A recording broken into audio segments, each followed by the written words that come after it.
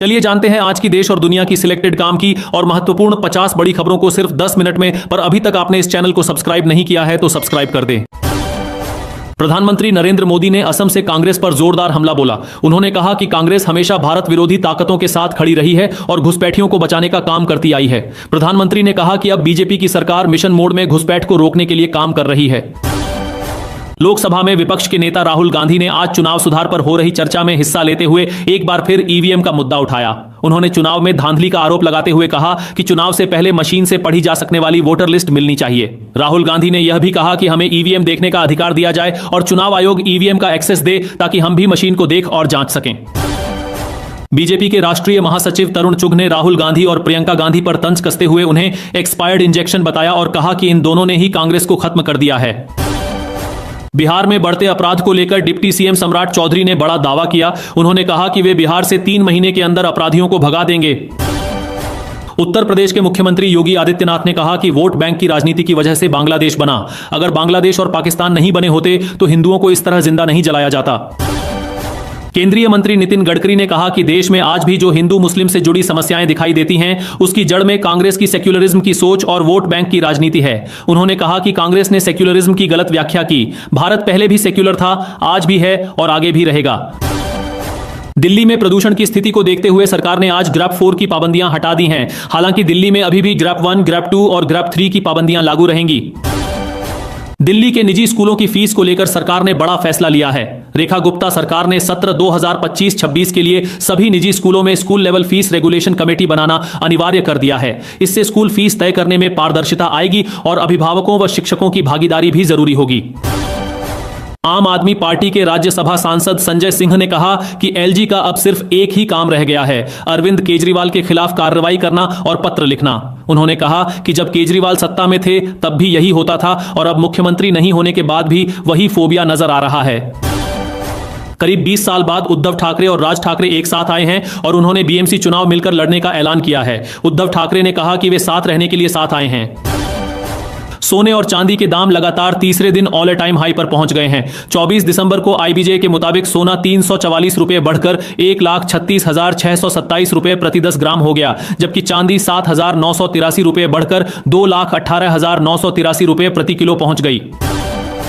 योगी आदित्यनाथ ने कहा कि कुछ लोग गाजा पट्टी के हालात पर तो आंसू बहाते हैं, लेकिन बांग्लादेश में दलित हिंदू युवाओं की हत्या पर चुप रहते हैं। उन्होंने कहा कि जब बांग्लादेशी और रोहिंग्या को यहां से बाहर निकाला जाएगा तो उनके समर्थन में कोई सामने ना आए। हर चीज की पूरी जांच की जाएगी।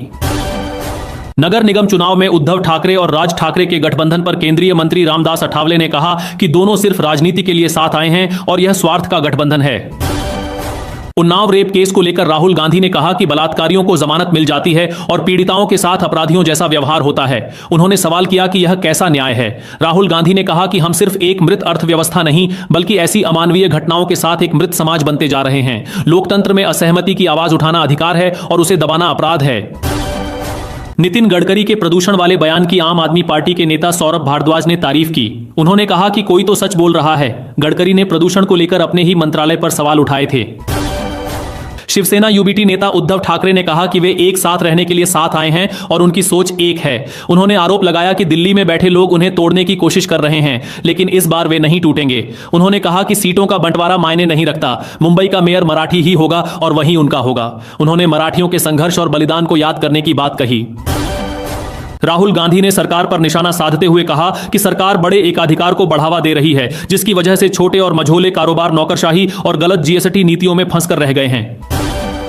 असम के मुख्यमंत्री हिमंत बिस्वा शर्मा ने कहा कि अगर राज्य में अवैध घुसपैठियों की संख्या 10% और बढ़ी तो असम अपने आप बांग्लादेश का हिस्सा बन जाएगा। उन्होंने कहा कि फिलहाल असम की करीब 40% आबादी बांग्लादेशी मूल के लोगों की है।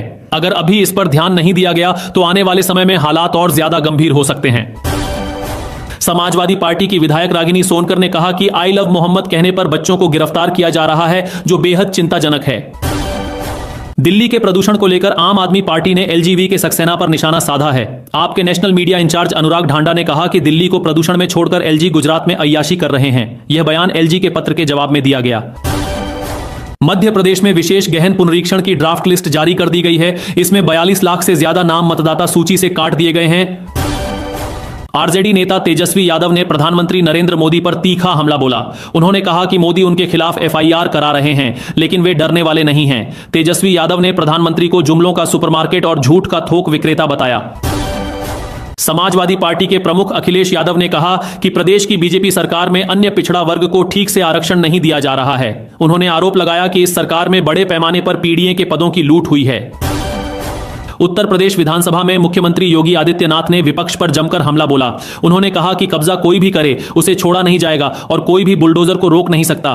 मुख्यमंत्री ने कहा कि प्रदेश की हर बेटी, बहन, व्यापारी और आम नागरिक को सुरक्षा की गारंटी मिलनी चाहिए और यही सरकार की प्राथमिकता है। लखनऊ की एमपी एमएलए कोर्ट ने कांग्रेस के 6 नेताओं को नोटिस जारी किया है। इनमें राहुल गांधी, प्रियंका गांधी, सोनिया गांधी समेत अन्य नेता शामिल हैं। इन सभी को 5 जनवरी तक जवाब देना होगा। इन पर राष्ट्र विरोधी बयान देने का आरोप लगाया गया है। राजस्थान के मुख्यमंत्री भजनलाल शर्मा ने रामगढ़ शेखावाटी में अपने संबोधन के दौरान कांग्रेस पर हमला बोला। उन्होंने कहा कि 70 साल तक कांग्रेस ने जनता के साथ ठगी की है और अब लोगों को उन्हें सबक सिखाना चाहिए। झारखंड में महिलाओं के बैंक खातों में डीबीटी के जरिए मैया सम्मान योजना की राशि भेज दी गई है। प्रति लाभुक 2,500 रुपए की दर से कुल 98,27,10,000 रुपए का भुगतान किया गया है। बांग्लादेश में अल्पसंख्यकों पर हो रहे हमलों को लेकर केंद्रीय मंत्री गिरिराज सिंह ने पश्चिम बंगाल की मुख्यमंत्री ममता बनर्जी पर भी निशाना साधा। उन्होंने कहा कि बंगाल में कुछ लोग बांग्लादेश जैसी स्थिति की कल्पना कर रहे हैं, लेकिन ऐसा होना संभव नहीं है। गिरिराज सिंह ने तंज कसते हुए कहा कि ममता बनर्जी भी शायद इसी तरह की सोच रख रही हैं। बिहार में मुख्यमंत्री महिला रोजगार योजना को लेकर सरकार ने बड़ा ऐलान किया है। सरकार ने बताया कि महिलाओं को दी जा रही 10-10 हजार रुपए की सहायता राशि के लिए आवेदन करने की अंतिम तारीख 31 दिसंबर 2025 तय की गई है। सरकार ने साफ किया है कि जो महिलाएं तय समय के अंदर आवेदन करेंगी वही इस योजना की हकदार होंगी। सरकारी योजनाओं का लाभ लेने वाले किसानों के लिए अब फार्मर आईडी जरूरी कर दी गई है। बिना फार्मर आईडी के प्रधानमंत्री किसान सम्मान निधि योजना समेत कई सरकारी योजनाओं का लाभ लेने में परेशानी आ सकती है। इसलिए किसानों को जल्द से जल्द अपनी फार्मर आईडी बनवाने की सलाह दी गई है। महाराष्ट्र के स्थानीय निकाय चुनावों में करारी हार के बाद उद्धव ठाकरे गुट की शिवसेना में नाराजगी देखने को मिली और ईवीएम को लेकर सवाल उठाए गए। इस पर मुख्यमंत्री एकनाथ शिंदे ने तंज कसते हुए कहा कि वे मतदाताओं को बधाई देते हैं। शिंदे ने कहा कि अकेले शिवसेना ने विपक्षी गठबंधन महाविकास अघाड़ी द्वारा जीती गई कुल सीटों से ज्यादा सीटें जीती हैं। उन्होंने कहा कि भाजपा ने सेंचुरी बनाई और शिवसेना ने हाफ सेंचुरी बनाई। ममता बनर्जी के बयान पर जवाब देते हुए बीजेपी प्रवक्ता शाहनवाज हुसैन ने कहा कि ममता बनर्जी बीजेपी को खत्म करने की बात कर रही है, लेकिन हकीकत यह है कि इस बार तृणमूल कांग्रेस ही खत्म होने वाली है। उन्होंने दावा किया कि पश्चिम बंगाल में बीजेपी 2/3 बहुमत के साथ सरकार बनाएगी। प्रधानमंत्री आवास योजना ग्रामीण के तहत फॉर्म भरने वाले आवेदकों के लिए अच्छी खबर है। सरकार ने जानकारी दी है कि आज उनके बैंक खातों में योजना की राशि भेज दी गई है। देश में किसानों के लिए एक बड़ी योजना है जिसके तहत उन्हें आर्थिक सहायता दी जाती है। किसान इस योजना की 22वीं किस्त और 1 फरवरी 2026 को पेश होने वाले बजट का इंतजार कर रहे हैं। चालू वित्त वर्ष में इस योजना के लिए 63,500 करोड़ रुपए का आवंटन किया गया था। उम्मीद जताई जा रही है कि वित्त मंत्री निर्मला सीतारमण आगामी बजट में किसानों के लिए कुछ बड़े ऐलान कर सकती हैं और पीएम किसान योजना का बजट बढ़ाया जा सकता है। विधानसभा के शीतकालीन सत्र में मुख्यमंत्री योगी आदित्यनाथ ने विपक्ष पर तीखा हमला बोला। उन्होंने कानून व्यवस्था, माफिया पर की गई कार्रवाई और विकास कार्यों का जिक्र करते हुए कहा कि उत्तर प्रदेश अब काफी हद तक सुधर चुका है। मुख्यमंत्री ने अपराधियों को चेतावनी देते हुए कहा कि अगर वे नहीं सुधरे तो यमराज का बुलावा तय है।